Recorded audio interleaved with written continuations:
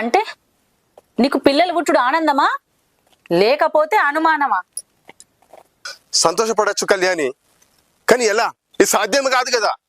ఎలా ఎలా నమ్మంటావు కళ్యాణి? నాకు నమ్మబుద్ధి కావట్లేదే నీకు సంతానం అవుతుందని.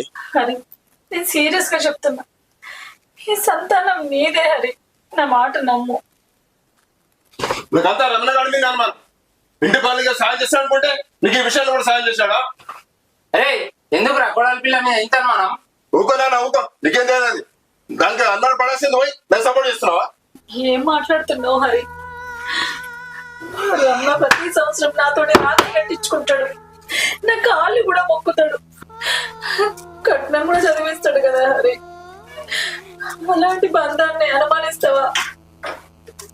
ఏది ఇది చెప్పు, నీకు న్యాయమేనా? కళ్యాణి, నన్ను ఎలా మోసం చేయాలనిపించింది? ఎవరితో పుట్టబోయే బిడ్డకు నేను తండ్రినా? కడుపు తీయించుకోలే,